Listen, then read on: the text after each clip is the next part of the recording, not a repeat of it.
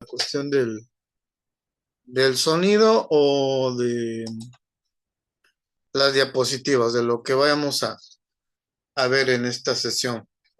Ok, pues bienvenidos a todos. Vamos a empezar. A ver si se van agregando los demás compañeros.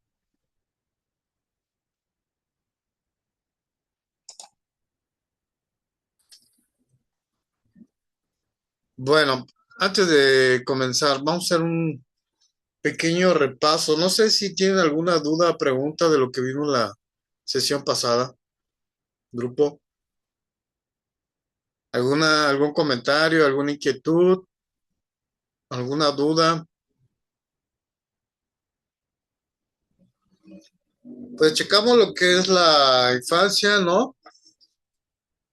Que hay diferentes disciplinas que tratan de explicar este concepto, estos conceptos, ¿no? De la infancia, que es la infancia.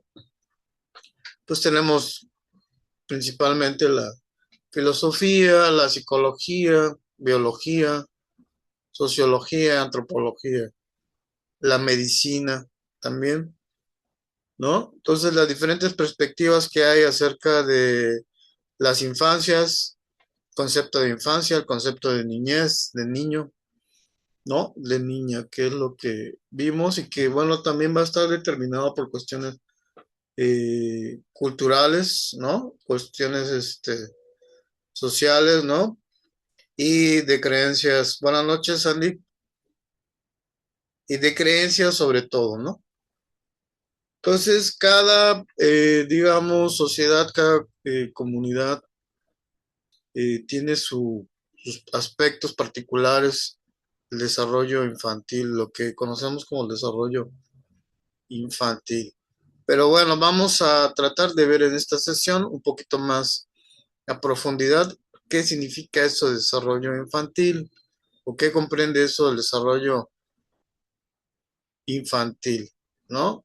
Obviamente, vistos de las teorías del desarrollo, que principalmente son desde la psicología social, de la medicina, de la biología, ¿no? Que van aportando pues, a estos fundamentos de lo que es y qué no es la infancia. No sé si tengan aquí alguna duda o pregunta,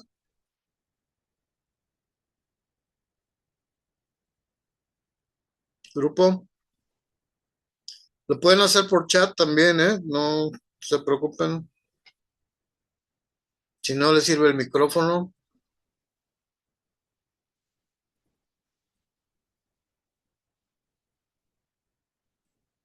Ok, Berenice, Sandy, gracias. Ok, Anel, muy bien, Stephanie. Ok. Bueno, un paréntesis, ya tienen ahí en su plataforma, en la parte del curso, ya tienen las lecturas de apoyo, ya tienen por ahí un libro también que les obsequio, ¿no? Sobre desarrollo infantil y las actividades o tareas que hay que realizar, ¿no? Con las fechas de entrega, que pues estoy dando tiempo, ¿no? Y pues bueno, ya pasó una semana, una disculpa, no tenía bien mi computadora hasta apenas, ¿no? Antier ya me dieron mi computadora. Entonces, para que chequen de favor y si tienen alguna duda, pregunta, también con toda confianza, me la hacen saber. Les voy a proporcionar aquí en el chat mi teléfono, mi celular, para cualquier duda o pregunta que quieran hacer en privado, pueden hacer aquí en WhatsApp, ¿ok? Me dicen si se ve.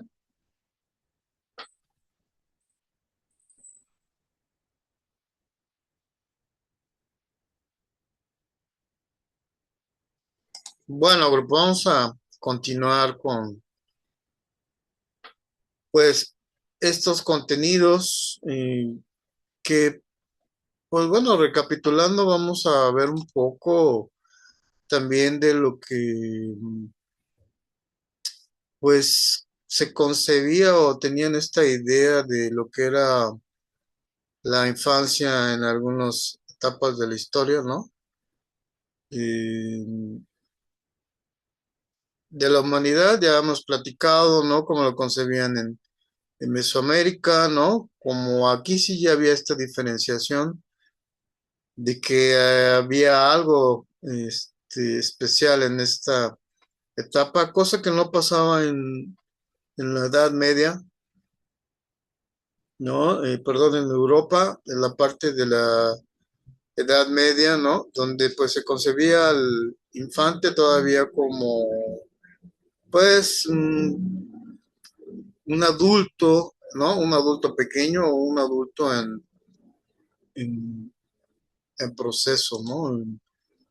En este caso, ¿ok? Y bueno, pues hubo varios autores, hubo mucha gente que se empezó a fijar, a profundizar en estas cuestiones del desarrollo, en estas partes del desarrollo humano, y bueno, aportaron, que eso es lo que vamos a checar ahorita. No sé si se ven, Sí, profe, sí se ve. si se ve la diapositiva, ok,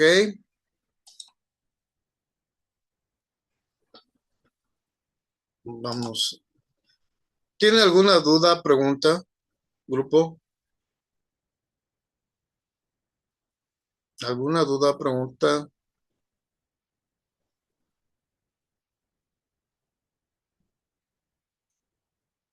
de lo que estamos viendo, lo que es la parte de la infancia, mientras estoy buscando lo-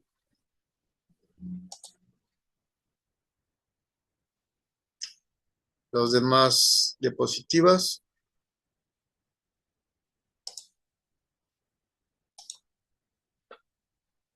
¿Alguna duda, pregunta?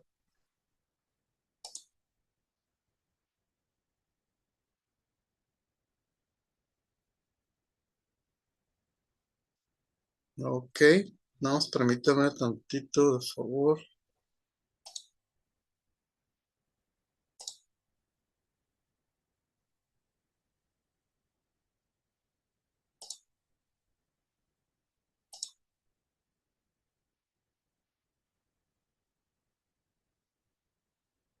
Es que esta no se visualiza.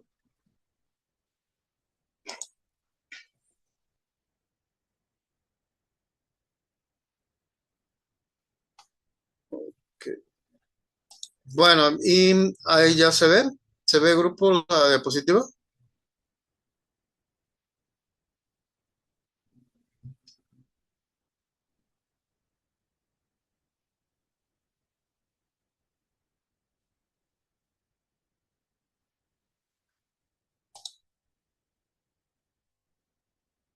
Ok, gracias, Judith, gracias. Ok. Bueno, vamos a revisar de manera rápida hacer una pequeña recapitulación, un resumen. Ya vimos lo que es el niño, niñez, infancia e infancias y sobre todo la parte de la revisión histórica, ¿no? Que vamos a ver brevemente y rápido para pasar al siguiente tema. Pero bueno, acá en la Edad Antigua, ¿no? Eh, siglo quinto, ¿no? Después de Cristo, pues la concepción de los niños y niñas era principalmente como propiedad del padre o del Estado, que lo platicábamos, ¿no? Con la cuestión de Atenas, con la cuestión de Esparta, sobre todo los espartanos, los atenienses, pues tenían que, a cierta edad, los niños, ¿no? A los 5 años, 6 años ya, los niños pasaban a ser parte del Estado y eran pues entrenados, eran educados conforme la paideia, ¿no? La idea de educación que tenían, o el concepto de educación que tenían esos pueblos, pero que precisamente era encaminado hacia la cuestión militar, ¿no? A la cuestión, sobre todo Esparta, a la cuestión militar. En Atenas, pues era un poco más a la cuestión cultural, ¿no? Y se veían conocimientos de todo tipo, pero el niño era parte por propiedad del padre o del Estado, ¿no? Y entonces aquí, pues, el Estado podía hacer con el niño lo que quisiera, ¿no? Y de hecho, las mamás no podían, este, mm, reclamar a sus hijos, ¿no? Y tampoco negárselos al Estado en ese momento. Sociedad jerárquica, patriarcal, esclavista, ¿no? El valor utilitario del infante, que había esa parte, ¿no? Predominante en esas sociedades. Y luego el contexto cultural, ¿no? Pues predominio de mitos, ¿no? Religiones politeístas, educación solo para élites, ¿no? Aquí, pues, desgraciadamente, no, la educación no era para todos, ¿no? En Grecia, ¿no? Pues solamente para los privilegiados, para eh, ahora sí que las jerarquías, ¿no? Las élites, sobre todo gobernantes que eran políticos y militares, ¿ok? Y pues bueno, los niños de esos grupos pues sí recibían educación, todos los demás no. Ya en la Edad Media, siglo quinto, ¿no? Al XV, pues la concepción ya del niño como un adulto en miniatura, como lo hemos comentado, se empieza a reconocer, ¿no? Su inmadurez. Aquí hay un autor que se llama Philip Arias, ¿no? Que bueno, él también hace este estudio sobre la infancia en esta etapa. La sociedad feudal, pues bueno, los roles de género estaban bien marcados y había una alta mortalidad infantil. Contemplamos que no había avances médicos, ¿no?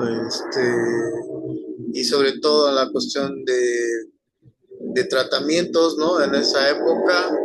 Entonces, pues bueno, había una alta mortalidad infantil, cosa que en Mesoamérica, lo que es la parte de los aztecas, mexicas, ¿no?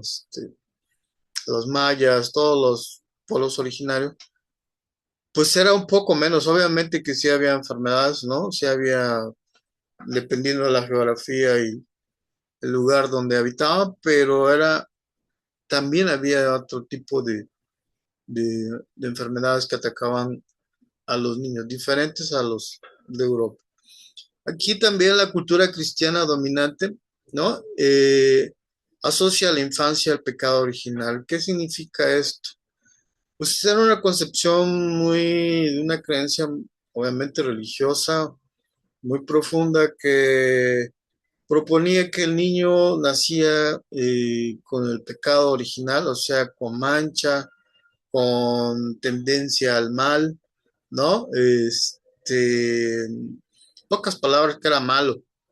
Entonces, la iglesia tenía el derecho y tenía la obligación de encauzar o encaminar o enderezar a ese niño, ¿no? Entonces, pues bueno, parte de la iglesia era la que se encargaba pues, de la educación de los infantes, ¿no? En Europa, sobre todo, y que pues eran con la idea pues de encaminarlo hacia el bien, ¿no? Encaminarlo hacia lo que era la redención, lo que era la cuestión de librarse del pecado, ¿no? O del mal, según las concepciones que tenían en esas culturas, pero que viene de una creencia religiosa, en este caso de una cosmovisión judio-cristiana, ¿no? Que parte de lo que permeó en ese tiempo, en la Edad Media en Europa, cosa que obviamente en- pues dio parte a muchas cuestiones pedagógicas, ¿no? A muchos tipos de instituciones escolares o lo que conocemos ahora como escuelas, ¿no? Que fueron también parte de lo que es la historia de, de las instituciones educativas y pues bueno, el modelo que nos ha representado, sobre todo el jesuita, ¿no? En el mundo occidental, ¿ok? Que eso se ve, por ejemplo, en la historia de la pedagogía o en la historia, ¿no? Sí, en la historia de la pedagogía, ¿no? De cómo este tipo de instituciones, porque bueno, las religiosas fueron las primeras en encargarse de la educación, de la educación de los niños, de los jóvenes, y pues también afortunadamente no nada más a cuestiones de élite, sino que también eh, se abrieron a todo tipo de grupos, ¿no? Vulnerables. En este caso, pues niños, familias, ¿no? Que tenían bajos recursos económicos, también, pues, consideraron como un derecho, ¿no? El que se instruyeran, ¿no? Entonces, en la Edad Moderna, siglo XVI al XVIII, el niño como ser de desarrollo, ¿no? Aquí, por ejemplo, Jean-Jacques Rousseau, Juan Jacobo Rousseau, el Emilio, ¿no? Y también tenemos ya como Coménico, ¿no? O Comenius, con la didáctica magna, pues empieza a revalorizar la infancia, esta etapa, ¿no? Estos dos personajes empiezan a poner su atención en este periodo, en este proceso y precisamente es parte de lo que historia de la pedagogía, ¿no? En este caso, y las concepciones que tenían acerca de qué era educar, qué es formar, ¿no? Y obvio de cómo enseñar. La sociedad, ¿no? De clases, por ejemplo, auge del pensamiento ilustrado, reformas educativas. Pues el contexto que había en la edad moderna, pues ya en la edad este, del siglo XVI al XVIII, pues atraviesan las reformas, ¿no? Filosóficas, sobre todo, ¿no? La cuestión de la ilustración y que también va a permear a las instituciones educativas. Ya hay una mirada diferente, ya hay una perspectiva diferente y entonces ya hay una concepción diferente del niño como ser de desarrollo. También el humanismo, ¿no? La razón o la cuestión de la lógica o el entendimiento de la explicación del mundo a través de la razón, ¿no? La educación como derecho y obviamente cambia la visión pedagógica ya en esta etapa del siglo XVI al XVIII. Entonces el sujeto, ¿no? Pues va, en este caso el niño o la niña, como sujeto, pues va también teniendo un cambio, va teniendo una concepción diferente. Y ya en la edad moderna, del siglo XVIII al XIX, la infancia se institucionaliza, ¿no? O sea, ya hay una cuestión donde ya se reconoce como tal eh, la, las características, la etapa, ¿no? Y sobre todo como una parte del grupo diferenciado de la sociedad. Y entonces, pues bueno, se empiezan a establecer leyes, ¿no? De protección, de gestión, pero también cuestiones laborales, ¿no? Para la protección sobre todo de la infancia, que lo que comentábamos todavía en, en Europa, pues bueno, el trabajar de los niños en el siglo XIX, pues era bien visto, ¿no? A pesar de que pues, ya había concepción diferente, pues los seguían considerando como adultos pequeños. Eh, entonces los trataban como tal. Entonces aquí también la niñez, empiezan a ver la niñez como una etapa clave. La revolución industrial y la urbanización masiva pues genera también grupos de exclusión, en este caso pues de pobreza y pues desgraciadamente también pues atraviesa los grupos infantiles, ¿no? Lo que platicábamos de de estas novelas de Tom Sawyer o de Huckleberry Finn, ¿no? En Inglaterra, ¿no? Este, y sobre todo de novelas del 18 al 19 que hablan de niños, pero en este caso de pues niños que están en grupos de exclusión, ¿no? De pobreza, ¿ok? Y que pues son eh, vistos más que nada como empleados, como trabajadores, más que como individuos en formación, ¿no? Individuos todavía en desarrollo. Todavía esta etapa del siglo XVIII o XIX, pues los consideraban, tenían la idea, ¿no? De que ya eran adultos en miniatura, o sea, que ya estaban formados, que ya estaban maduros, que ya tenían las mismas capacidades que un adulto, cosa que, pues bueno, eh, eso permeó e influyó en cómo tratar a este grupo, ¿no? Y infantil, ¿no? O de la infancia.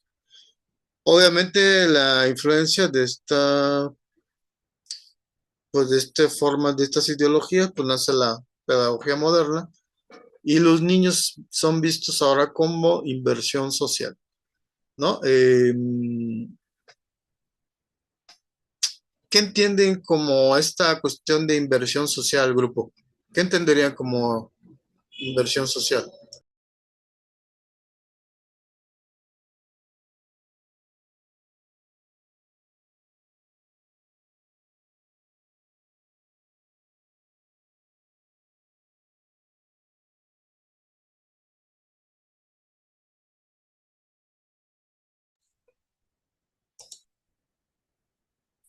Pues que bueno, ahora ya pues van dando paso a nuevas instituciones, nuevas escuelas, sobre todo las escuelas llamadas escuelas industriales. Y ahora el niño se ve como un producto, ¿no? Como si fuera, de hecho también hay una concepción de las escuelas fábrica, ¿no? En donde los individuos van a pasar por la escuela fábrica y van a ser procesados y al final va a haber un producto similar, ¿no? Ya como una cosa, como una cosificación, ¿no? Como lo vemos ahora, pues ya también participamos actualmente, ¿no?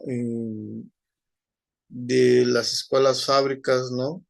O las escuela industrial, en donde pues la idea es de que hay una inversión en el individuo que se va a convertir en un empleado a futuro, en un profesionista, ¿no? Ingeniero, médico, este, abogado, maestro, que pues va a reproducir el sistema y que va a ser parte del engranaje del sistema. En este caso, pues el sistema fábrica o el sistema industrial, ¿no? O sistema capitalista, ¿no? Va a generar riqueza, va a generar producción, va a generar movilidad social, etcétera, etcétera. No sé si tengan alguna duda, pregunta hasta acá, grupo.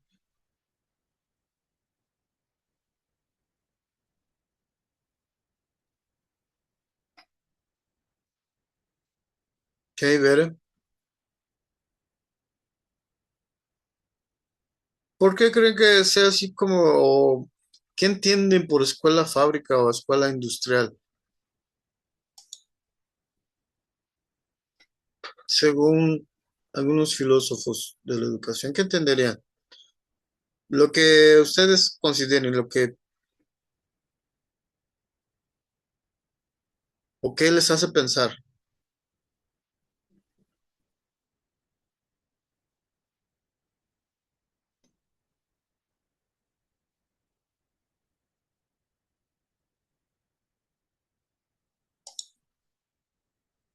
Pueden hacerlo por chat, también.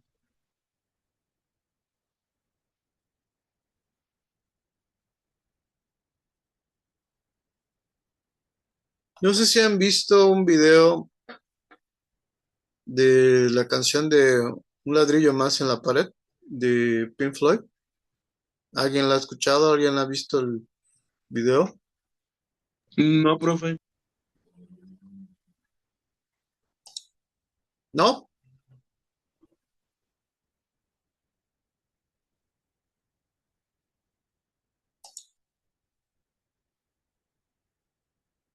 ¿Y alguien? ¿No? ¿Alguien más? He escuchado el grupo de Pink Floyd y la canción de Un ladrillo más en la pared. Sí, profe. Ok. ¿Qué piensas de esa canción? ¿O qué te hace pensar ese video? Justo creo recordar que el video trata de cómo los niños, aparte de que se quieren rebelar, ¿no? Parece que son como robots o parecen maquinitas, eh, o eso es lo que quiere parecer la escuela, que todos los maestros nada más los quieren encasillar a un solo papel a todos. Correcto, ¿no? Este, sí, en efecto, ¿no? Es, pues, la idea de la escuela fábrica o la escuela industrial, ¿no? En donde pues se ve ahí, estoy tratando de buscarlo, localizarlo, a ver si lo podemos ver. En donde pues sí critica el sistema educativo, como dice Bere, ¿no? Donde pues ahí no importa la personalidad, no importa la individualidad, no importa la originalidad de cada individuo, sino que tienen esta idea de estandarizar, ¿no? El trato, la educación, ¿no? Y al final del video, pues se ve que todos están pasando por unas máquinas, por unas bandas, ¿no? Como las fábricas, y que va saliendo el mismo producto, ¿no? ¿Ok? Sin contemplar las diferencias. Y esto es lo que viene a aportar las teorías del desarrollo y de desarrollo infantil, ¿no? Y propuestas por diferente gente, ¿no?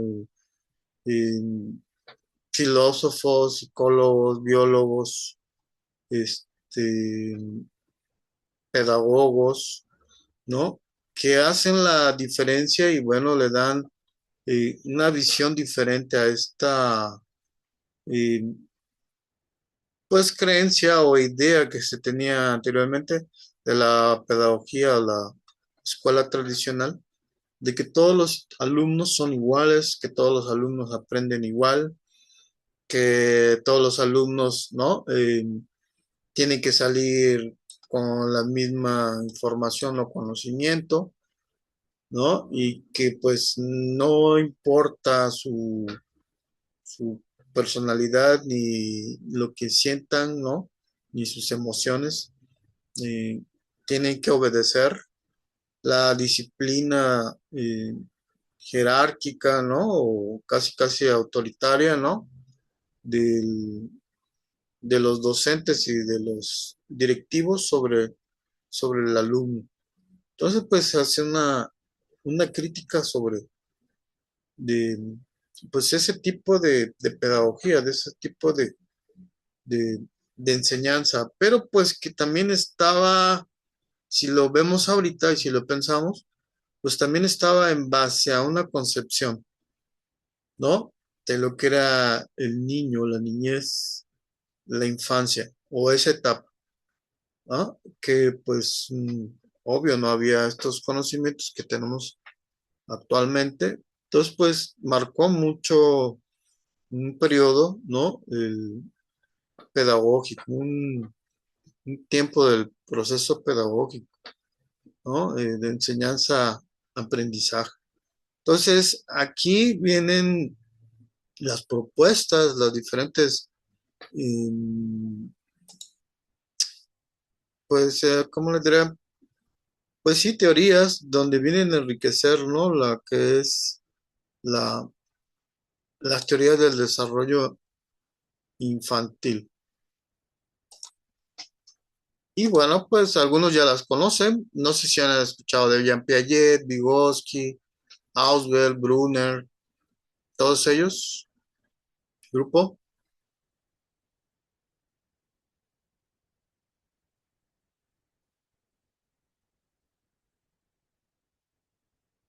¿Han escuchado o las han visto?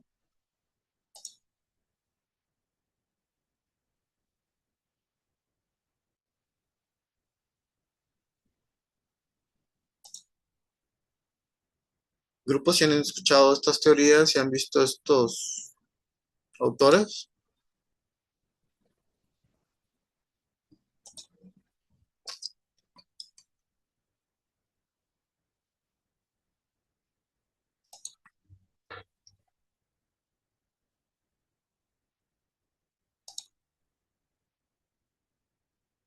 Ok, veré. ¿Alguien si ha escuchado estos autores, se los ha visto? Ok, Sandy.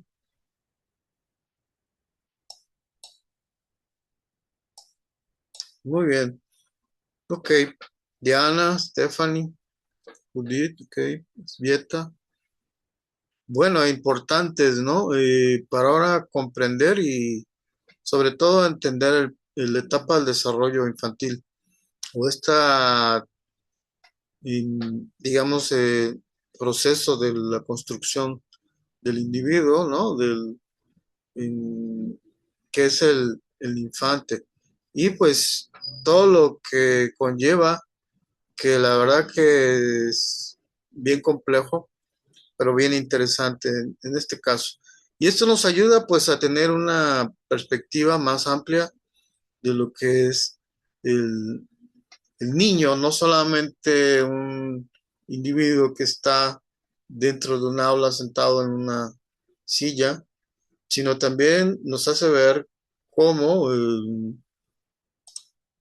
pues posiblemente pasa o qué pasa en su cabeza, qué es su conducta, por qué se comporta así, eh, qué le motiva, cómo aprende, etcétera, etcétera.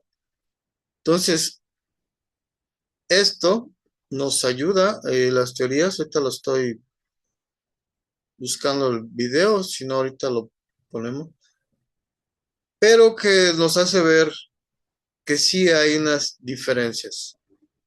Y estas diferencias y estas particularidades, características, pues son los que tenemos que tener en cuenta y sobre todo los docentes, sobre todo la gente que está trabajando con, con niños. eh, ¿Alguien trabaja aquí con niños? ¿Alguien trabaja con infantes?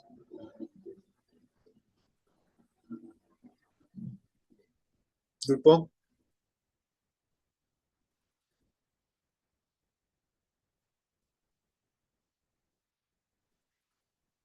¿Trabajan con niños algunos?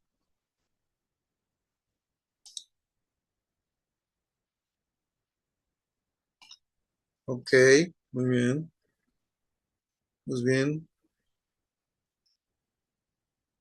Ok, ¿y cómo les va? ¿Y cómo les va con ellos?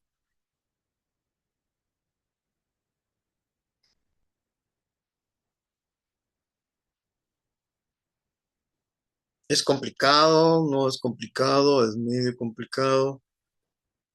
Y si es complicado, ¿qué sería lo más complicado?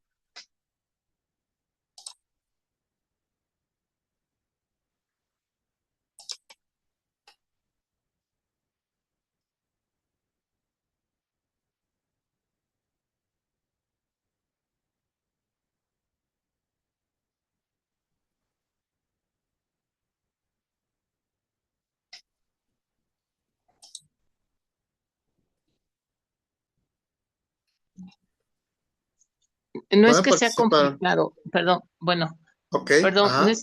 no es que sea complicado, Sí, yo te ¿no? oigo, Esbieta. La cuestión es entender el proceso de desarrollo de madurez de los niños para poder actuar el adulto. Aquí la cuestión es que muchas veces el adulto quiere hacer crecer al niño para que actúe como adulto y eso pues está medio difícil, ¿no? Pero aquí la cuestión es saber nosotros ese punto. Claro, y sobre todo que, bueno, en psicología, pues nosotros tenemos que como adultos volvernos niños, ¿no? Y desgraciadamente a veces no está mal visto o está, ¿cómo le diré? Etiquetado o estigmatizado, ¿no? De que pues uno se comporte como niño, ¿no? Porque pues hay cuestiones de madurez, inmadurez, etcétera, hay cuestiones culturales acerca de lo que, cómo debe comportarse un adulto, pero cuando trabajas con niños te tienes que volver niño, en este caso. Por ejemplo, me imagino que sí han de saber ustedes que trabajan con niños, pues que lo ideal es ponerse a la altura de ellos, ¿no? O sea, a la altura, ¿qué quiere decir? Físicamente hay que agacharse, hay que ponerse de rodillas o en cuclillas y hablar con ellos. Ya desde ahí, ¿no? Estamos homologándonos con ellos o tenemos que homologar su forma de comunicación, ¿no? Todo lo que se ve en el preescolar, todo lo que se ve en las guarderías, ¿no? Con las nanas, las que han recibido capacitación, ¿no? Eh, los varones también, de una u otra manera, tenemos que aprender y sobre todo tener empatía hacia los menores. Entonces, a veces como adultos, pues también tenemos ya nuestra forma de pensar, hasta cierta forma, una mentalidad rígida, una posición, eh, ¿cómo le diré? Como adultos distanciados de ellos, ¿no? Y entonces, pues bueno, en parte de lo que hay que trabajar psicológicamente con los menores es precisamente ese contacto, esa empatía, ¿no? Esa cuestión invisible que no se ve porque los niños son muy perceptivos. ¿Alguien trabaja en preescolar o trabaja en guardería? ¿Grupo?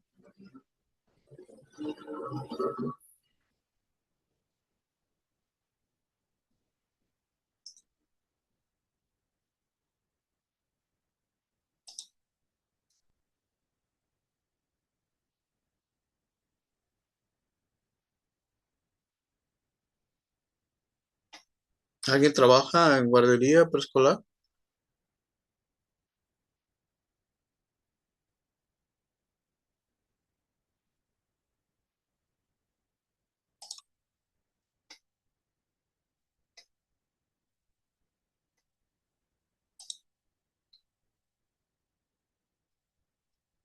Ok, Ociel. Ujú. Ok, ok, Ociel, muy bien.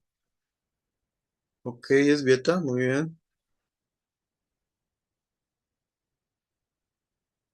Y eso es lo que me refería a la parte complicada, en la cuestión del contacto, de la cuestión psicológica, ya no tanto pedagógica, ¿no? Ya no tanto didáctica, sino esa cuestión de, bueno, en psicología se dice contacto, esta cuestión empática, esta cuestión de percepción, de, como se dice coloquialmente, de vibra, ¿no?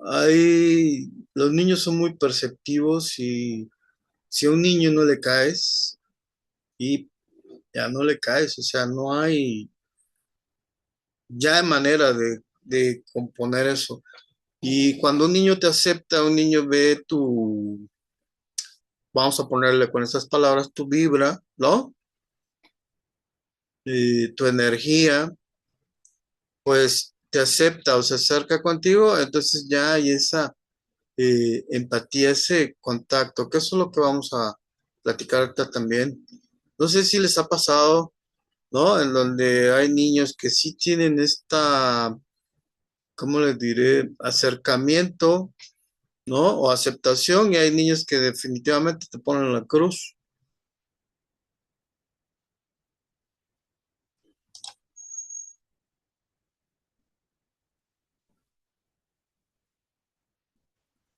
¿Sí les ha pasado?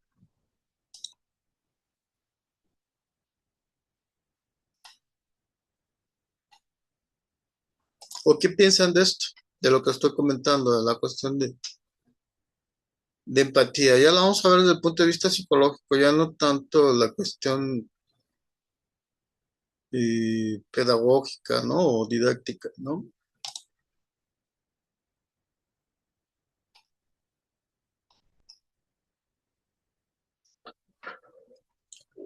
Entonces, miren, eso tiene que ver mucho, ¿no? Con, pues, cuestiones como lo que es la impronta, lo que es el apego, lo que es la parte del inconsciente, ¿no? Si han escuchado el inconsciente, la teoría de Sigmund Freud, inconsciente, consciente, transferencia contra transferencia, grupo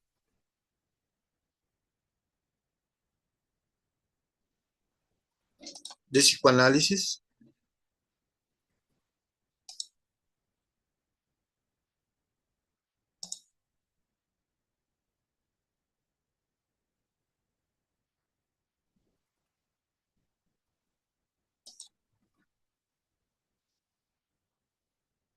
A ver, los leo aquí. Ok, es Vieta, Bere, ¿no? Muy bien. Ok. Pues bueno, antes de entrar y hablar de esto, vamos a ver un pequeño video para recordar o tener presente las diferentes teorías del desarrollo y pues podamos comentar sobre de esto, ¿ok?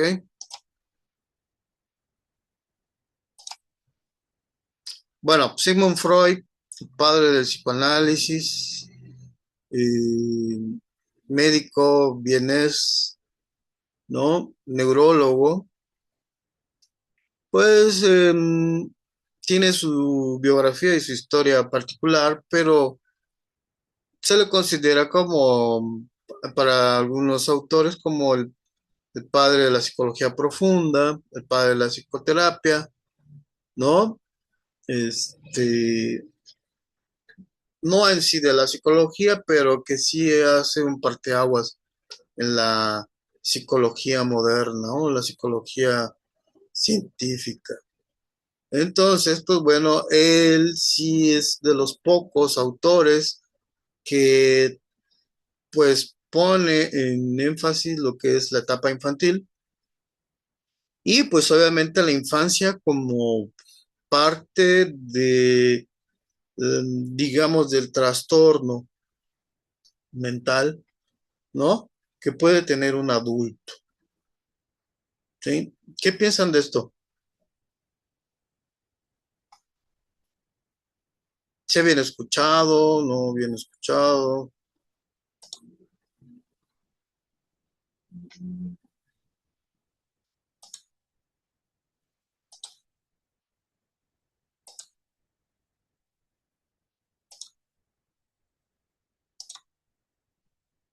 ¿Grupo?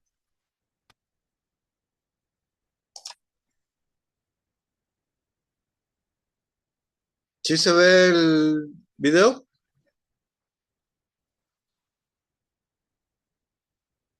¿Sí se ve la imagen? Sí, Ok,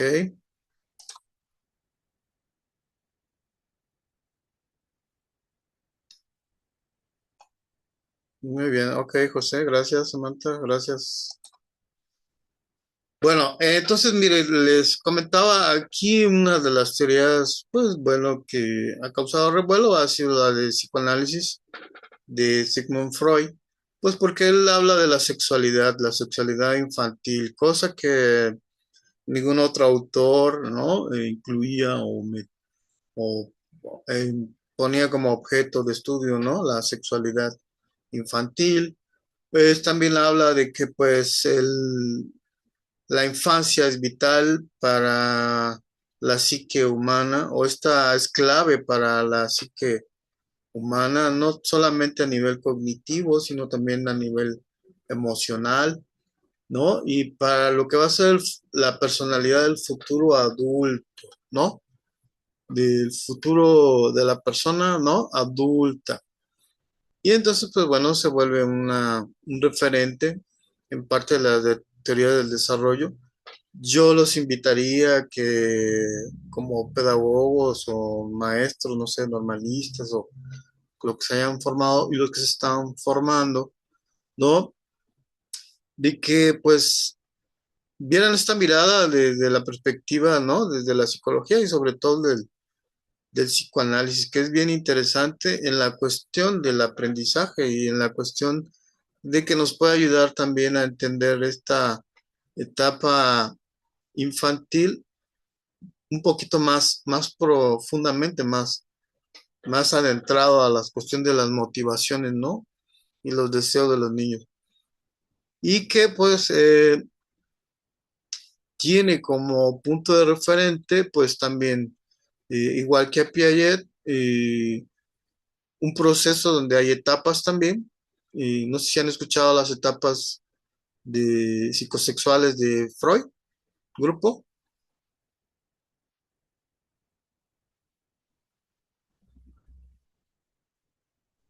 Sí. Ok, ok, Samantha. Muy bien. Bueno, vamos a ver el pequeño video y ahorita lo comentamos, ¿ok? En este caso, me dicen si se escucha, de favor. Principales teorías del desarrollo. Comencemos por explorar qué es una teoría y por qué es importante. Una teoría se define como una suposición. ¿Sí se oye, grupo? Sí, Ok, gracias. Ok, bien. Nos ponemos atención, de favor.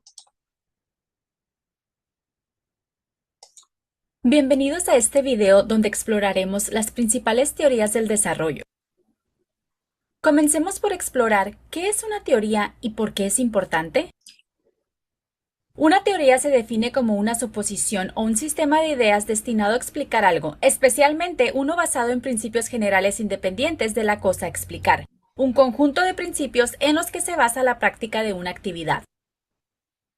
Las teorías proporcionan perspectivas que pueden utilizarse para explicar la complejidad del desarrollo humano. El desarrollo humano se divide en tres áreas principales, incluyendo el desarrollo físico, el desarrollo cognitivo y el desarrollo afectivo. Las tres áreas del desarrollo son de crítica importancia para poder apoyar al niño en su totalidad. Las teorías nos ayudan a entender los comportamientos y a reconocer los hitos del desarrollo. Con esta información podemos planificar experiencias de aprendizaje apropiadas para el desarrollo. Es momento de explorar las principales teorías del desarrollo. La teoría de maduración de Arnold Hesselt explica que todos los niños pasan por etapas a medida que crecen y maduran. En promedio, la mayoría de los niños de la misma edad están en la misma etapa. Hay etapas en todos los ámbitos del desarrollo y no se pueden apresurar las etapas. Teoría psicoanalítica de Sigmund Freud. Sigmund Freud es considerado el padre de la psicología. Él creía que tenemos un inconsciente y que las experiencias tempranas guían el comportamiento posterior. Las primeras etapas del desarrollo son fundamentales para un desarrollo saludable. Esta teoría sugiere que las personas pasan por 5 etapas de desarrollo psicosexual, incluida la etapa oral, anal, fálica, latente y genital. La teoría psicosocial de Erik Erikson establece que las relaciones son cruciales y forman el contexto social de la personalidad. Sus etapas de desarrollo psicosocial abordan toda la vida y sugieren crisis psicosocial primaria en algunas culturas que los adultos pueden utilizar para comprender cómo apoyar el desarrollo social y emocional de los niños. Las etapas son confianza contra desconfianza, autonomía contra vergüenza, iniciativa contra culpa, laboriosidad contra inferioridad, identidad contra confusión, aislamiento contra intimidad, generatividad contra estancamiento e integridad contra desesperación. Jean Piaget es uno de los más influyentes teóricos cognitivos. Él consideraba que la comprensión está motivada por tratar de equilibrar lo que sentimos en el mundo de lo que sabemos en nuestras mentes. La comprensión se organiza a través de la creación de categorías de conocimiento. Cuando se presentan con nuevos conocimientos, podemos añadir nuevos esquemas o modificar los existentes. Jean Piaget sugirió 4 etapas del desarrollo, los cuales incluyen la etapa sensoriomotriz, preoperacional, operacional concreta y operaciones formales. Teoría sociocultural de Lev Vygotsky.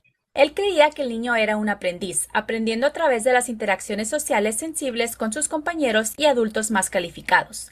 A través de la participación guiada, conocido como andamios, con un maestro o un compañero capaz, un niño podrá aprender habilidades cognitivas dentro de un cierto rango conocido como la zona del desarrollo próximo.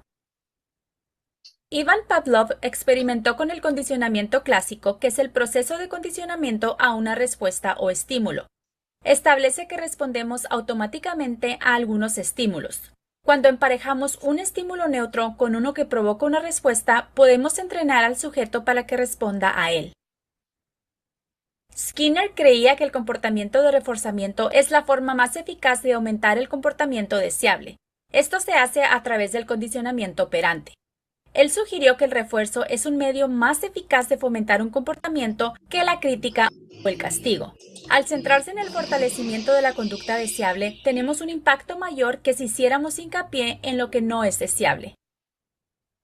Albert Bandura es uno de los principales contribuyentes a la teoría del aprendizaje social.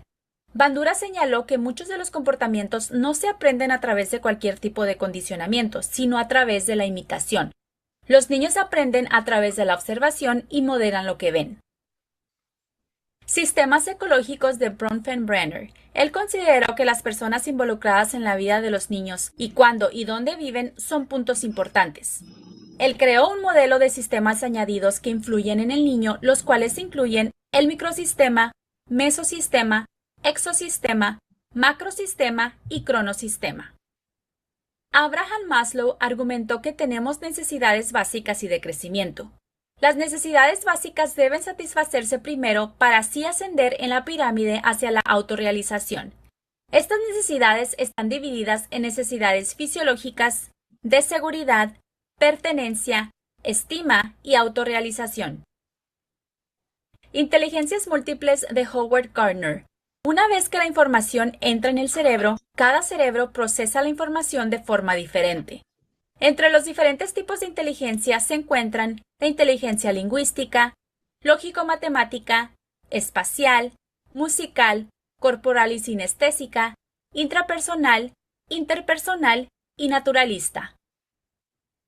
Aunque las teorías se basan en notables descubrimientos científicos, también es necesario destacar que ninguna teoría explica exclusivamente todo lo relacionado con el desarrollo del niño.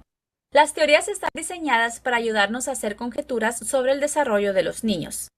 Cada teoría se centra en un aspecto diferente del desarrollo.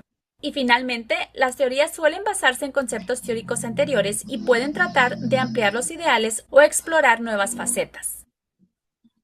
Muchas gracias por su tiempo. Esperamos esta información sea de apoyo para comprender mejor las principales teorías de desarrollo y aprendizaje de la primera infancia.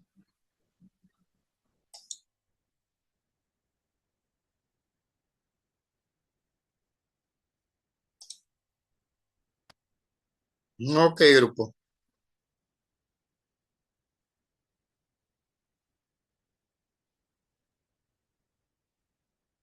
Eh, ahí tenemos las principales teorías. ¿Sí habían escuchado de todas ellas o de algunas?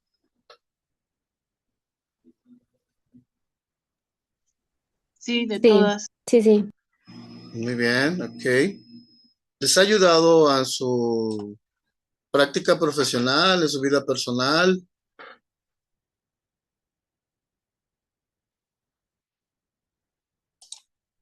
Sobre todo en la comprensión de lo que es el niño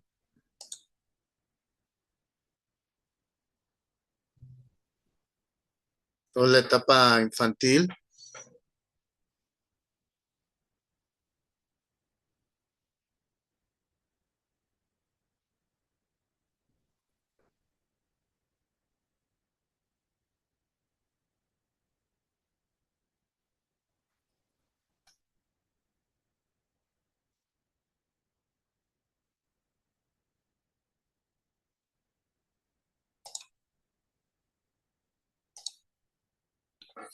Por chat también, los pueden, claro. ¿Y cuál es la que más les llamó la atención? ¿Qué les llamó más la atención de estas teorías? ¿O les interesa o de estas teorías? Samantha, la de Freud, muy bien. ¿Alguien Yo más? creo que todas están relacionadas, ¿no? Cada quien tiene un poquito y los autores van tomando de ello. Y actualmente nos encontramos ya en lo que son parte de las neurociencias que abarca todas esas teorías para poder entender el desarrollo del niño. Uno llevó al otro, ¿no? O sea, para poder complementar y entender no nada más el desarrollo del niño, yo creo que empezar desde el niño para poder entender el desarrollo del individuo, parte de la conducta, el cómo aprende, cómo utiliza su cerebro, ¿no? Cómo construye este conocimiento, cómo va construyendo su personalidad, su identidad. Entonces, esa parte es importante. Cada uno tiene lo suyo y todas son importantes, ¿no?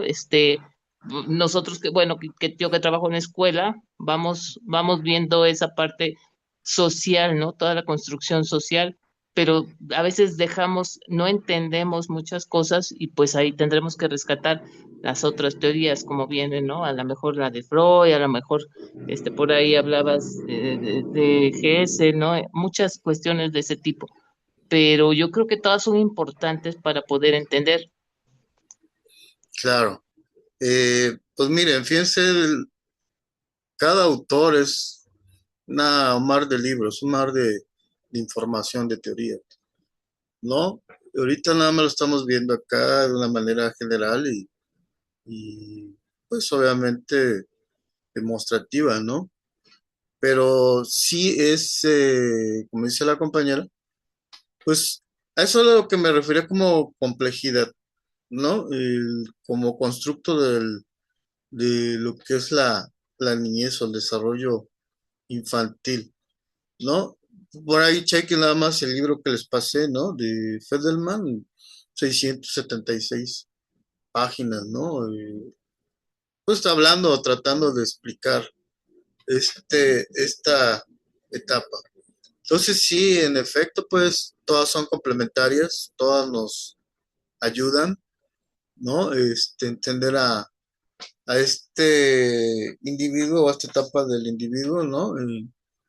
El llamado niño, ¿no? Y aquí la idea es que, pues, como todo docente, o si futuros pedagogos que van a estar frente a grupo, ¿no? Y los que vayan a estar frente a grupo, pues, bien importante tener esta información, estas teorías, porque nos ayudan a comprender el proceso, ¿no? Sobre todo de aprendizaje.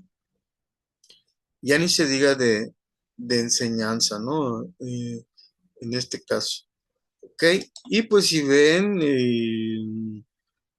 hay muchas, ¿no? Hay que leer mucho, ¿no? En este caso de cada una de las teorías. Y bueno, ya no ser experto en todas, pero al menos sí tener en cuenta una, dos, tres teorías y tratar de profundizar en los fundamentos, ¿no? Las propuestas teóricas. Aquí lo que sí hay que entender que el niño también es un sujeto de deseo, ¿no? Es un sujeto que tiene sus propias motivaciones, libertades, ¿no? Que van hacia adelante. Y a veces el mundo adulto, pues trata de una u otra manera contener eso. Para algunos autores, ¿no? Sobre todo hay una escuela que se llama Summerhill, no sé si la han escuchado, el modelo Summerhill, la escuela.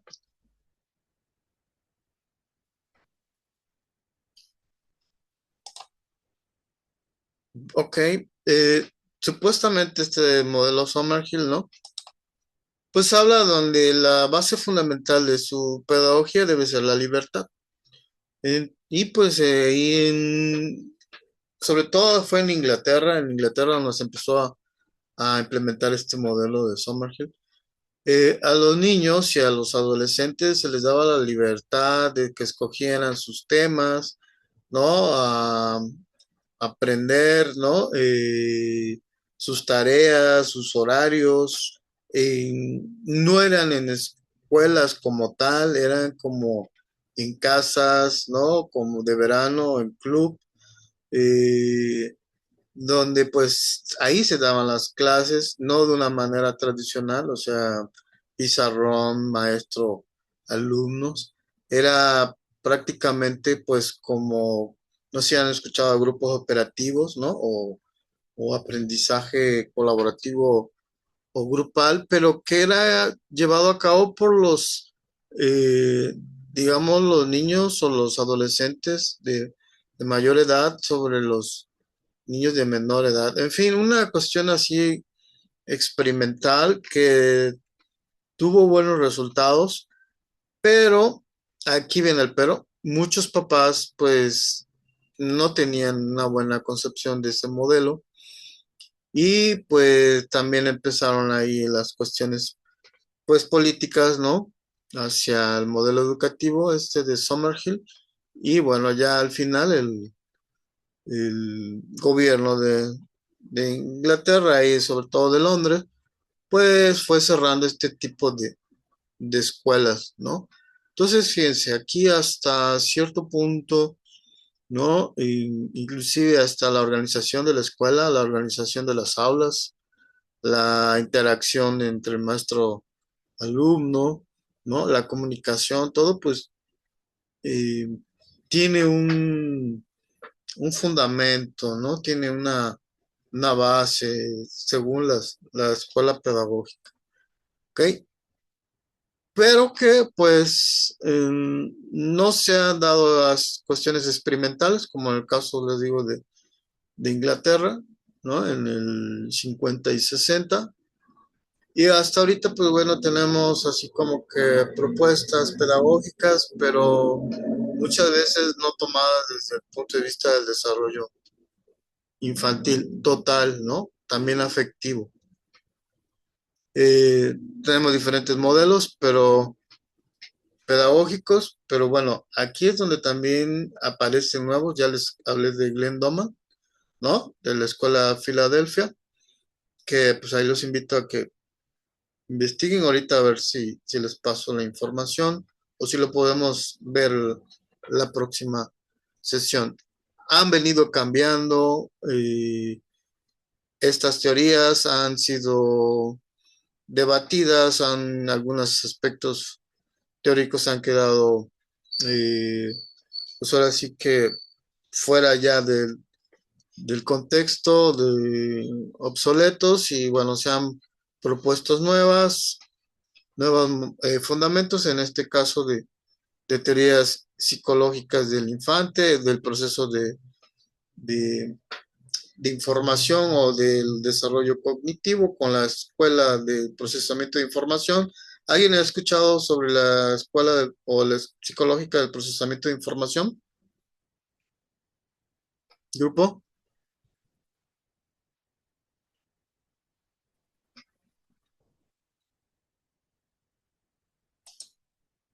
Que por ahí va, por ahí comentaron de neurociencias, ¿no? Ahora la cuestión de la neuropsicología, de las neurociencias, de la neuroeducación. Ok, Mesbieta. Ok, José. Judith. Muy bien.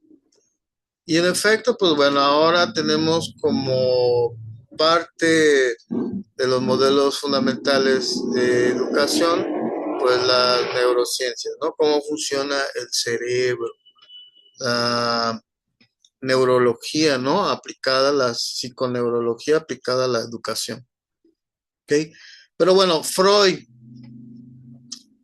fuerzas inconscientes. ¿Qué puede hacer las fuerzas inconscientes? ¿Qué entienden por inconsciente? Grupo.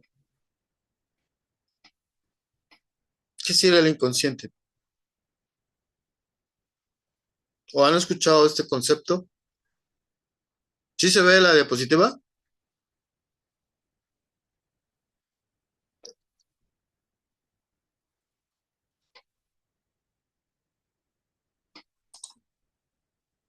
Ok, gracias, gracias.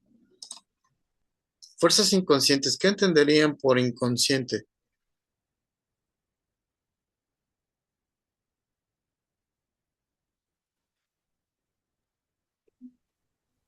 Escucho, ¿eh?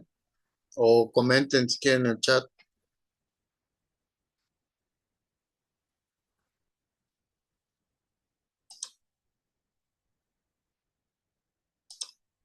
Ok, bueno, para Freud lo que el inconsciente sería esta, vamos a ponerlo un poquito más concreto y sencillo, esta información, ¿no? Que tiene el individuo, que para él está abajo de la conciencia, ¿no? ¿Qué quiere decir? Que es más profunda esta información, tan profunda que no llega a ser totalmente consciente por el individuo, ¿no? Y que esas fuerzas, que pone fuerzas, pues están integradas principalmente por las cuestiones biológicas, ¿no? Las cuestiones, no pone instintos, pero le llama, para diferenciarlo instinto, a diferenciarlo de los animales, le pone pulsión. Estas pulsiones biológicas, ¿no? De, de fuerza del individuo, ¿no? Biológicamente hablando, que serían, para que me entiendan, el instinto. ¿Qué cuestiones serían biológicas? ¿Qué entenderían por estas pulsiones biológicas? Que de hecho hay otro autor por ahí que es Abraham Maslow y con su pirámide, ¿no? De Maslow, no sé si han escuchado la pirámide de Maslow. ¿Cuáles serían estas, digamos, fuerzas biológicas instintivas o de pulsión primaria? O si se acuerdan de la pirámide de Maslow, ¿cuál sería la primer escalón de Maslow?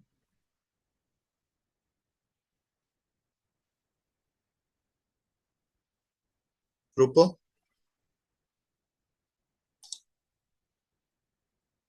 Ok, ver, ajá, necesidades básicas, ¿como cuáles?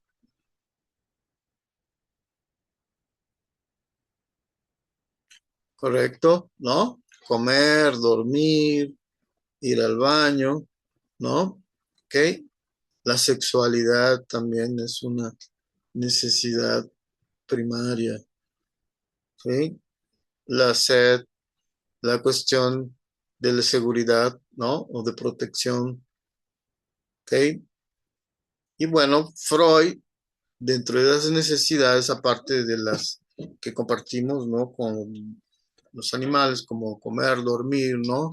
Eh, reproducirnos, ¿no? Ir al baño, necesidades fisiológicas, dormir, ¿no? Etcétera.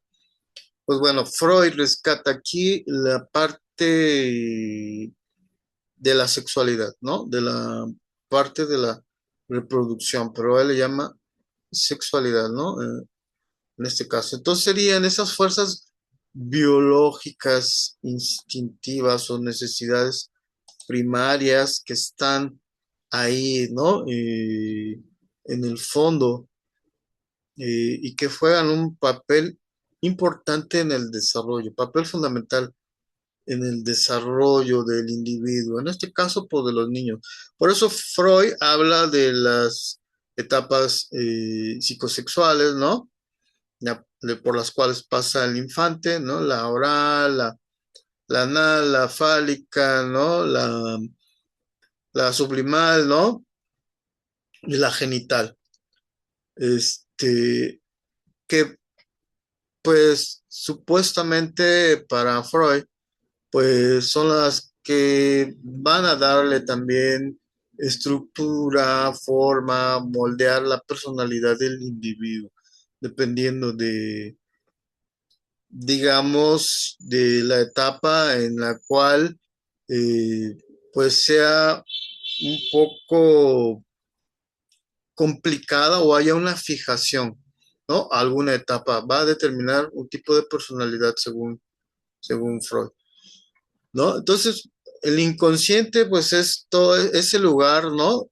Para Freud, ese lugar donde se encuentra el ello, ¿no? Y ello, o el id, entendido como estas fuerzas biológicas, ¿no? Estas fuerzas instintivas, que bueno, no se dice instintivas, estas pulsiones, ¿no? Pero para que se entiendan, esas cuestiones instintivas de las necesidades básicas o primarias, ¿no?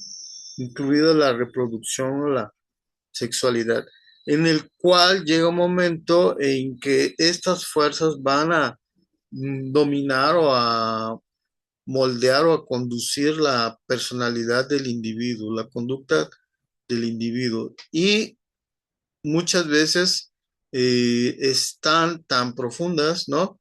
Que el individuo no se da cuenta o no está consciente de ellas. No sé si se entiende, grupo, si no, para poner un ejemplo, o alguien me puede poner un ejemplo.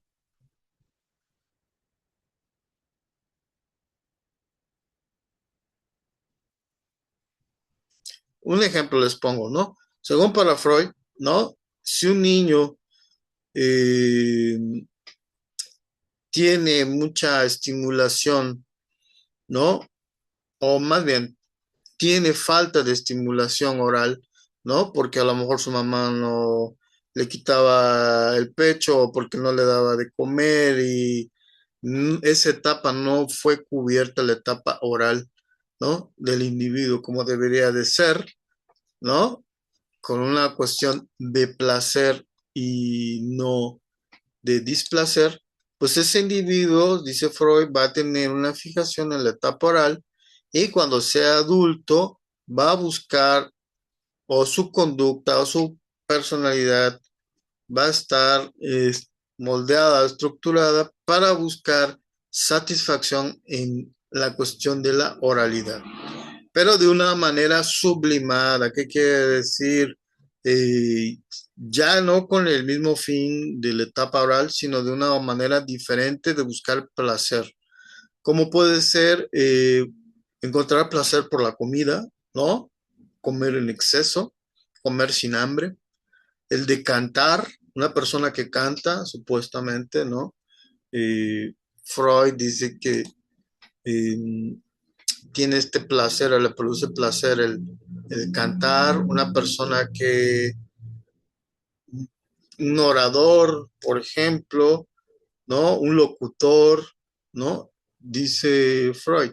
Bueno, sublimó, ¿qué quiere decir? Suprimió o puso en latencia esas fuerzas inconscientes fijadas en la etapa oral, que luego pues van a dar como resultado una personalidad y esa personalidad pues la que va tener el individuo, va a tratar de buscar una satisfacción a partir de la boca o de la oralidad. No sé si se entiende el ejemplo, es muy rápido, ¿no? Pero no sé si se entiende el ejemplo, grupo.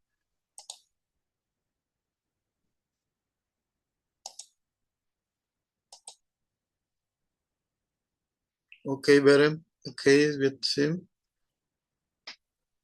Y entonces, obviamente, para Freud, estas etapas psicosexuales, pues van a influir en la personalidad. De hecho, no se puede entender la personalidad, las teorías de personalidad, sin las teorías, ¿no? Psicosexuales de Freud. Entonces, la personalidad se va construyendo durante el desarrollo de una serie de etapas, de casos psicosexuales, en la que cada uno tiene sus propios desafíos y conflictos. Aquí hay otra teoría que se llama teoría de placer y displacer.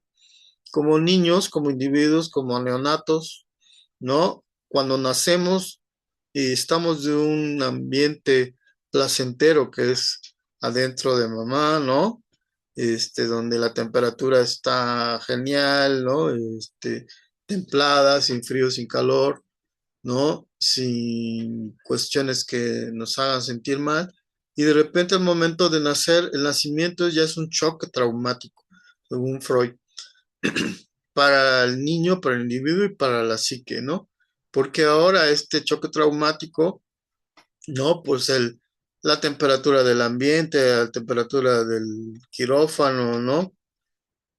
el manejo brusco de la enfermera, del doctor, etcétera, etcétera, pues son nuevos estímulos, son nueva información que está recibiendo el niño y pues lejos de provocarle placer, le produce displacer, ¿no?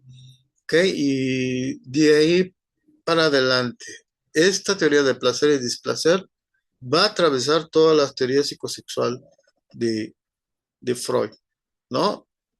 Por eso les decía que también puede haber una sobreestimulación, ¿no? Al momento de comer, ¿no? En esta etapa y bueno, se queda, según Freud, esta fijación del placer en la boca y entonces, pues bueno, puede llevar a trastornos compulsivos, ¿no? De alimentación, ¿no? O los famosos atracones, ¿no? Por parte de algunos trastornos alimentarios, ¿no? O la anorexia, inclusive, dependiendo de, como dice aquí, de los desafíos y conflictos, ¿no? Que pueda pasar el individuo según las etapas, según su crecimiento. Y obviamente acá nos conecta con las experiencias vividas, ¿no? La infancia temprana juega un papel crucial en la formación de la personalidad y las experiencias tempranas pueden tener consecuencias duraderas en el desarrollo emocional y social. Entonces, aquí lo que trata, y como bien lo dijeron ustedes, conecta con otras teorías como la teoría familiar o el contexto, ¿no? De ahí de Bressenbrenner, ¿no? De que pues el individuo también de Vygotsky, ¿no? Que el contexto social, pues en este caso, que es la familia, y más el contexto cultural, pues va a influir también, va a permear, va a atravesar, ¿no? En todo esto, en la biología también, ¿no? De nosotros, para formar una personalidad. Y que esto depende también de las experiencias, ¿no? Que tempranas que tengamos, que van a ser duraderas. Por eso él decía que infancia es destino, ¿no? Pero acuérdense que él tiene un concepto previo que es inconsciente. Eso lo podemos vivir consciente o inconsciente. A estas alturas, pues no nos acordamos, ¿no? De ciertos eventos que tuvimos en nuestra infancia.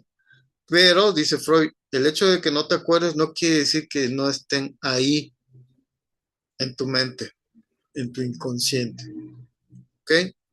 Hasta que algo, ¿no? O alguna manera, ese recuerdo o esas, pues sí, esos recuerdos, esas experiencias, se te vuelvan conscientes, ¿no?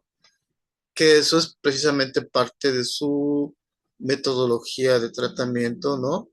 Del psicoanálisis, ¿no? Hacer consciente lo inconsciente, ¿no? Y para eso, pues bueno, dice que tiene la mente o la teoría del psiquismo tres instancias, ¿no? El yo, el super yo, el ello, el que les decía, ¿no?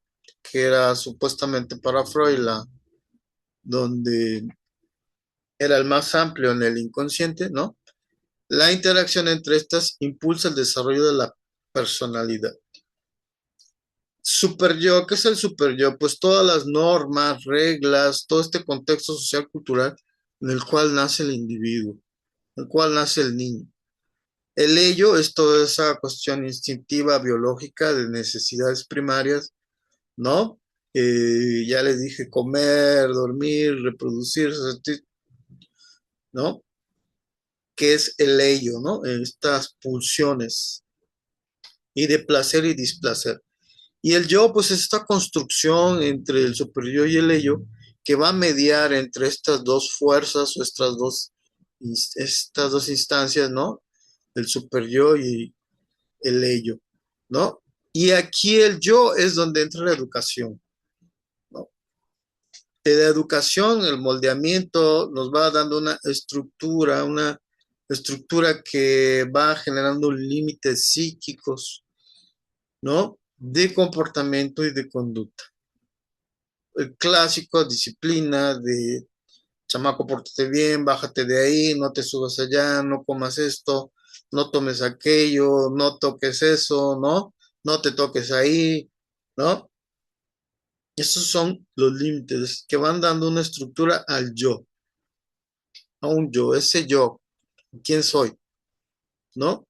Que les digo, dependiendo de cómo se den estas instancias para Freud, pues van a generar un individuo, entre comillas, ¿no? Pues funcional y un individuo disfuncional. ¿Ok? No sé si se entendió, grupo.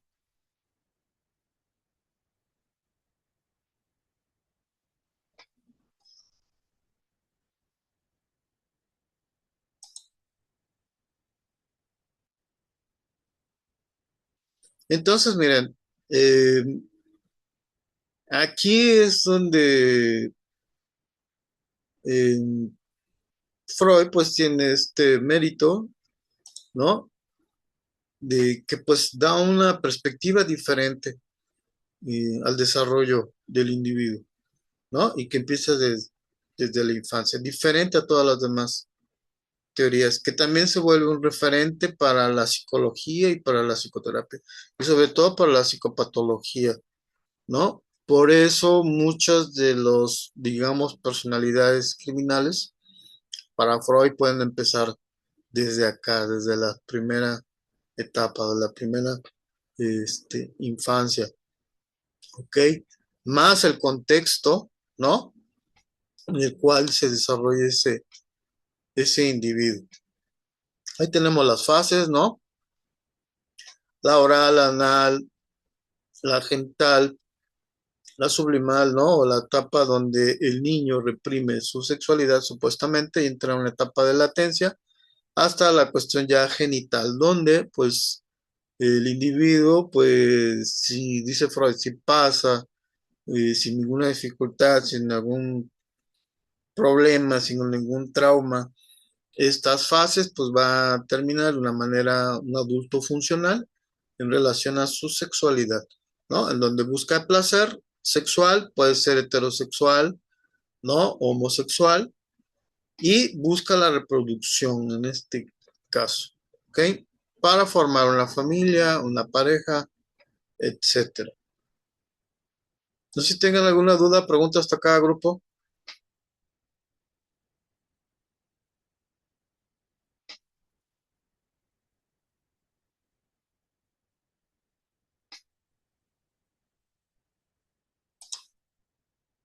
Ok, veré.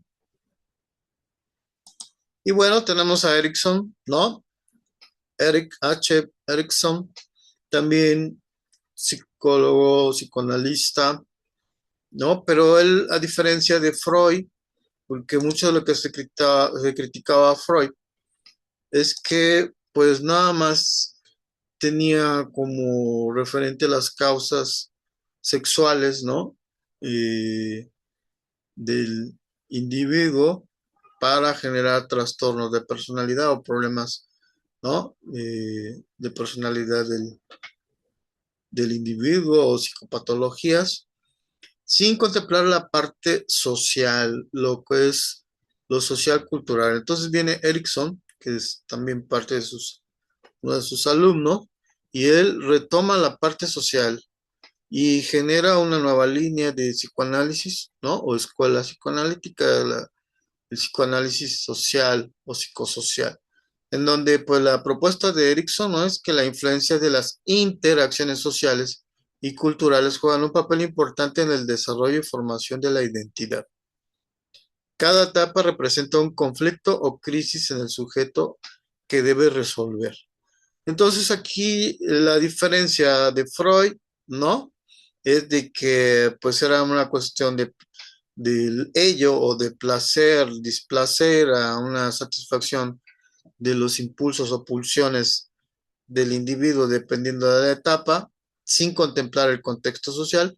Viene Erickson y dice, no, también importa la cuestión de la interacción social, la interacción del uno con el otro, ¿no?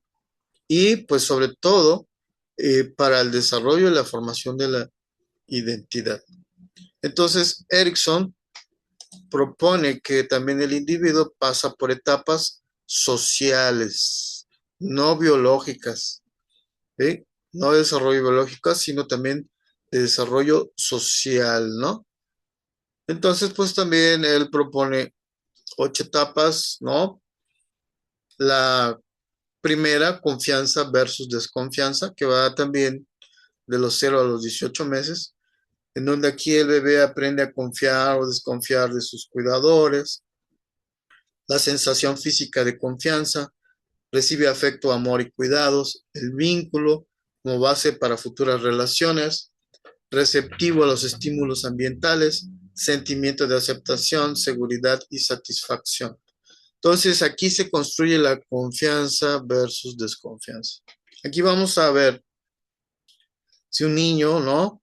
Es seguro o inseguro, es ansioso, es miedoso, es tímido, callado. Puede ser por una cuestión de alguna dificultad en esta etapa, según dice Erickson. ¿Ok?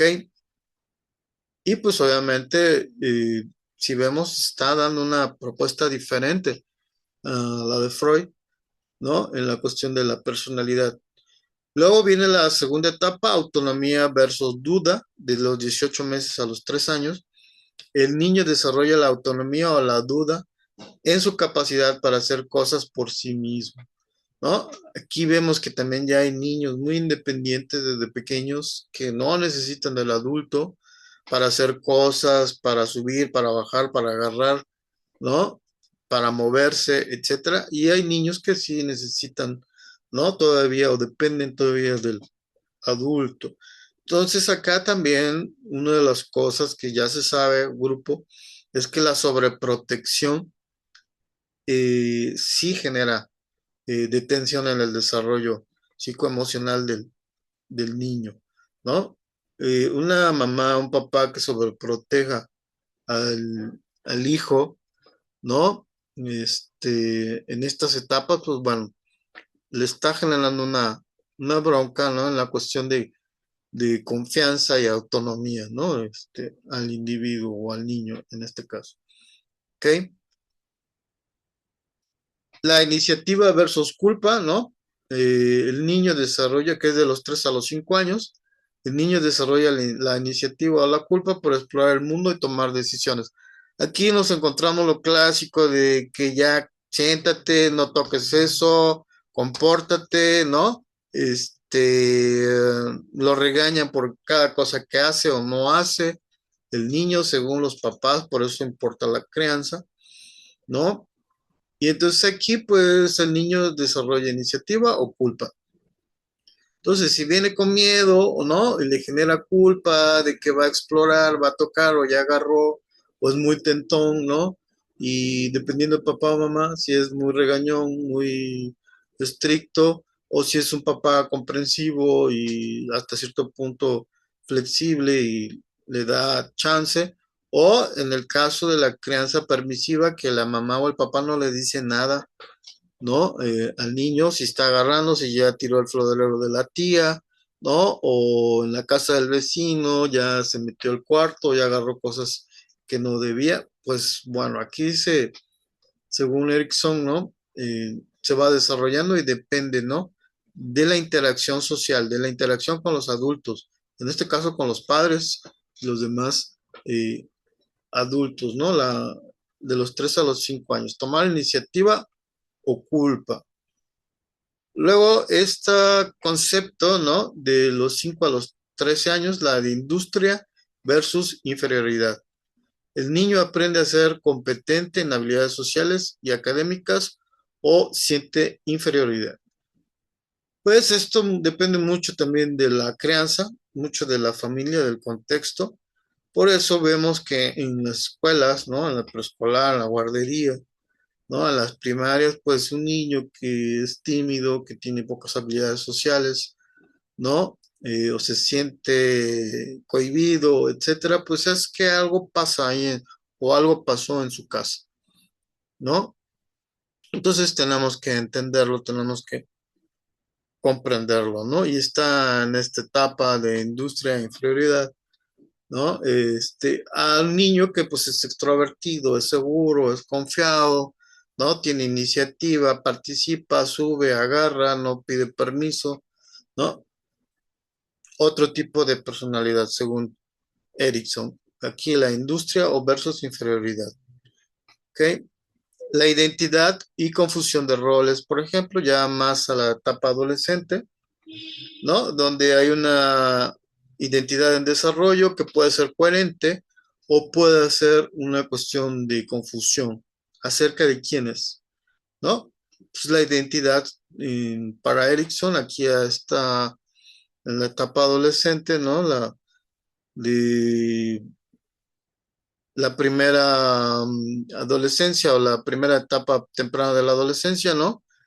De la pubertad hacia adelante, de los 12 años en adelante, pues bueno, empieza la cuestión de la confusión de roles o la identidad, ¿no? Y eso va a estar muy marcado por la cuestión del contexto social, de la interacción con los padres, ¿no? Si hay escucha, si hay comprensión, si hay orientación, si hay apoyo, a diferencia de unos padres estrictos que no generan confianza, cortan la comunicación, imponen sus ideas, imponen sus puntos de vista, no lo escuchan, lo minimizan, etcétera, etcétera, ¿no? Intimidad con versus aislamiento, ¿no? Ya en la adultez temprana, pues bueno, ya a partir de los 21, ¿no? En algunos autores en los 25 años, pues ya el adulto se desarrolla, ¿no? Como con relaciones íntimas y significativas o se siente aislado. Ahí vemos que también ya jóvenes, ¿no? Pueden tener una personalidad, pues sociable, ¿no? Amiguera, ¿no? Compartida, fiestera, que se integra a equipos de fútbol, de deportes, etcétera, o de música, o etcétera, a jóvenes que a lo mejor se sienten aislados, se sienten encerrados, más bien se encierran en sus cuartos, en sus casas, son los que por lo general buscan más otro tipo de entretenimiento y de socialización como los videojuegos, las redes sociales, entra menos en contacto, hace menos deporte, en fin, puede también aquí afectar, ¿no? Y nosotros podemos ver o identificar este tipo de jóvenes y pues bueno, lo ideal es que sea sociable y que haya interacción. Vamos a dejar hasta acá, grupo, no sé, ya para no extenderme. ¿Qué, qué 20 les cayeron o qué? ¿De qué se dieron cuenta con estas dos teorías? O si ya las habían escuchado, ¿no? ¿De qué se dieron cuenta?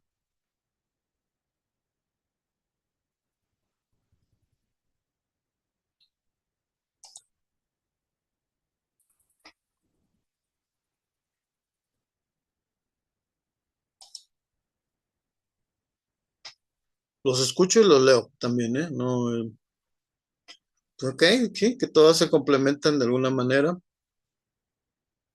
En efecto, sí, como bien lo dijeron ahí, ¿no? La compañera, ¿no? Esbieta, ¿no?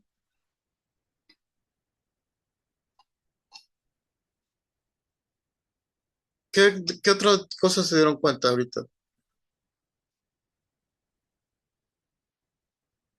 Sí, en efecto, ¿no? Que muy bien, ¿no? Sí, que debemos tomarle importancia a todos los aspectos, ¿sí? Tanto individual, biológico, como emocional, ¿no? Como de personalidad. Muchas veces no nos adecuamos a la personalidad del, del menor, ¿no? O lo damos por alto o no lo tomamos en cuenta, ¿no? El aspecto también de la crianza, ¿no? De la importancia de la crianza que hayan tenido, ¿no? Cómo es su casa, Por eso dicen que un niño es un alumno, es el reflejo, ¿no? De su casa, ¿no? Así como se comporta en el aula, ya sea desde la guardería, ¿no? Hasta la universidad, ese es un reflejo de su casa. Y todo niño que tenga algún problema o niño problema, que tenga bajo desempeño escolar, que sea agresivo, que sea buleador o que todo lo contrario, que también tenga una personalidad de víctima, que sea víctima, ¿no? No participa, se aísla y todo. Esos niños tienen una historia atrás, ¿no? Una historia atrás en la cual pues tenemos que acercarnos y tratar de entenderlos, de indagar, ¿no? Apoyarlos, ¿no? Acompañarlos para buscar un mejor desarrollo, un desarrollo más sano, ¿no? Y no etiquetarlos como niños problema, como deficientes, como intolerables, ¿no? Etcétera.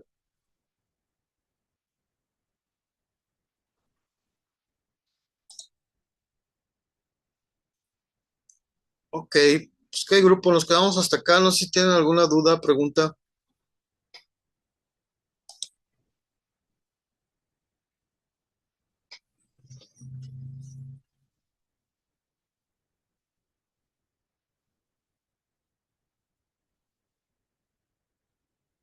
¿Alguna duda, pregunta? Ok, Samantha. Ninguna, profe. Ok, Sandy, gracias. Ok, Vita, gracias. Stephanie, gracias. Entonces, sí, miren, bien importante ya para cerrar, bien importante estas teorías y si ven, pues bueno, no avanzamos con todas, ¿no? Este material se lo voy a compartir, ¿no? Ya tienen el material también en la plataforma. Pero ya en conclusión, en efecto, si vemos que la complejidad del desarrollo infantil, por lo mismo, porque hay muchas propuestas teóricas, diferentes perspectivas, y pues que hay que conocerlas, ¿no? Para poder entender, ¿no? Y poder hacer nuestro trabajo, ¿no?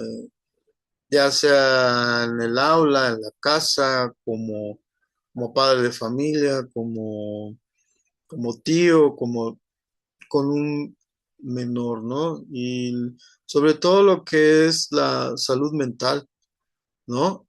Que la salud mental empieza desde la infancia, ¿no? Por eso los niños felices se supone que van a ser los adultos felices, ¿no? Y entonces vemos que hay muchos factores que van a incidir en esa felicidad, ¿no? Y sobre todo en el aprendizaje y que lo podemos potencializar y que también tenemos que tener en cuenta las emociones y la personalidad de los niños.